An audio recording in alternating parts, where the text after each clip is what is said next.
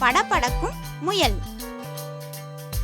Hi குட்டீஸ், துள்ளி குதிக்கும் முயலை எல்லாருக்கும் பிடிக்கும். படபடக்கும் முயல் பிடிக்குமா?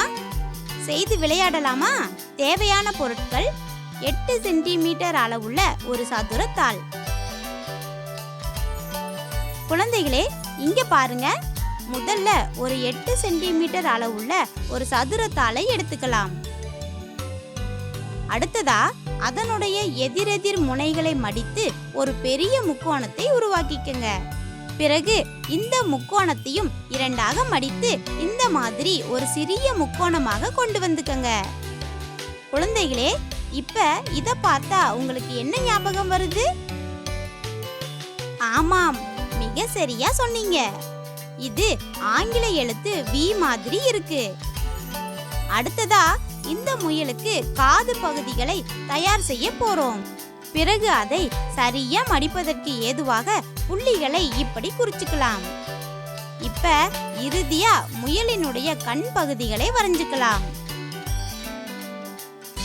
இப்ப இந்த முயலினுடைய காதுகளுக்காக வரைஞ்ச வளைய பகுதியை விரல்களை வைத்து இந்த புள்ளிகள் வரையப்பட்டுள்ள பகுதி வரைக்கும் அதனை கட் பண்ணிக்கலாம். பிறகு அந்த கட் பண்ணின தாளை இப்படி பின்பக்கமாக மடிச்சு அதன் முன்கால் பகுதிகளை உருவாக்கிக்கலாம். இப்ப பாருங்க குழந்தைகளே, நமக்கு ஒரு அழகான முயல் தயாராயிடுச்சு. இறுதியாக முயல் குட்டியின் முன்னங்கால்களை இப்படி மெதுவா பிடிச்சுக்கிட்டு அதன் வால் பகுதியினை முன்னும் பின்னும் இழுப்பதன் மூலமாக முயல் குட்டியின் காதுகளை அசைய செய்யலாம்.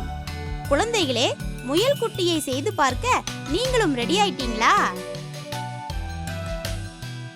இத்தகைய பயிற்சியை மேற்கொள்ளுவதன் மூலமாக எளிய பொருட்களை கொண்டும் நம் படைப்பாற்றல் திறனை நாமே வளர்த்துக் கொள்ளலாம்.